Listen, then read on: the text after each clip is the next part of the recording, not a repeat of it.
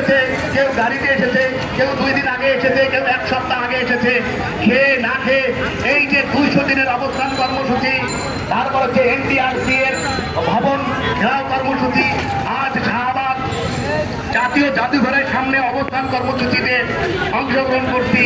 আজ আমাদের হৃদয়ে রক্ত ধারণ হচ্ছে মাননীয় প্রধান উপদেষ্টা এবং অন্যান্য উপদেষ্টা বৃন্দ এবং শিক্ষা ডিপার্টমেন্টে যারা কর্মকর্তা বৃন্দ আছেন, অনুগ্রহপূর্বক আমাদের দিকে নজর দিন।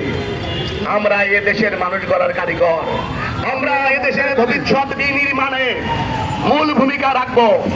এই কথাটুকু আমরা ইনশাল্লাহ এই অবস্থান কর্মসূচি থেকে দিতে পারি। আমরা এই দেশকে শিক্ষায়, এই দেশকে শিক্ষার উন্নয়নে, আমরা কচিকাঁচা ছেলে মেয়েদের মেধার বিকাশ তৈরিতে আমরা অনন্য এবং অগ্রণী ভূমিকা পালন করতে পারি।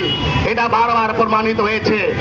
আজ শিক্ষা ব্যবস্থা ধ্বংসের মুখে, এর কারণ হচ্ছে এনটিআরসি এর কিছু দুর্নীতিগ্রস্ত কর্মচারী, যারা আমাদেরকে আজ রাস্তায় দাঁড়াতে বাধ্য করেছে।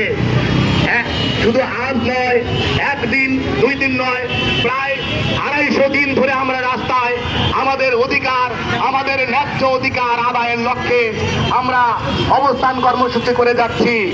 আমাদের দিকে নজর দিন। আমরাই বৈধ নিবন্ধনধারী, আমরাই এনটিআরসি এর প্রত্যেকে 1, 2, 3, 4, 5টা করে নিবন্ধন করেছি। আমাদেরকে একবার এক কথা বলে আমাদেরকে বিভিন্নভাবে এই এনটিআরসি বিভ্রান্ত করে সিস্টেম দুর্নীতির মাধ্যমে আমাদের বৈধ নিয়োগ থেকে বঞ্চিত করে রেখেছে।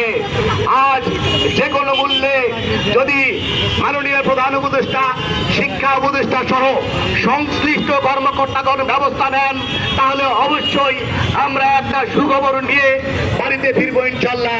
আমরা বৈধ নিবন্ধনধারী, প্রথম থেকে 12তম নিবন্ধনধারী যারা আছি তাদের নিয়োগের ব্যবস্থা করবেন। আমরা যারা এখানে উপস্থিত আছি আশেপাশে এলোমেলো না ঘুরে আমরা অবস্থান কর্মসূচির স্থলে এসে অংশগ্রহণ করবেন। আর আমরা অবশ্যই প্রত্যাশা ভরে চেয়ে আছি সেই মাননীয় প্রধান উপদেষ্টা জনাব ডক্টর মোহাম্মদ ইউনূস স্যারের কার্যালয়ের দিকে আমরা অনেক প্রত্যাশা ভরে চেয়ে আছি। আমাদের জন্য অবশ্যই একটা সুখবর আসবে। আমাদের প্রতিনিধি দল আমাদের কথাগুলো, আমাদের মূল বক্তব্যগুলো সেখানে তুলে ধরবেন। আমরা আশা করি প্রধান উপদেষ্টা মহোদয় মনোযোগ সহকারে আমাদের প্রাণের দাবিগুলো শুনবেন এবং এই প্রাণের দাবিগুলো কিভাবে যথাযথভাবে প্রয়োজনীয় পদক্ষেপ গ্রহণ করা যায় সে ব্যাপারে সব ধরনের পরামর্শ দিবেন এবং ব্যবস্থা নেবেন। এই প্রত্যাশা আবার ব্যক্ত করে আমি আমার সংক্ষিপ্ত বক্তব্য শেষ করছি। দেখা হবে বিজয়ে ইনশাআল্লাহ। আসসালামু আলাইকুম।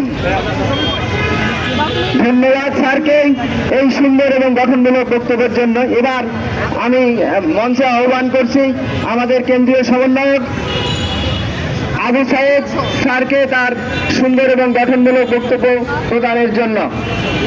আসসালামু আলাইকুম।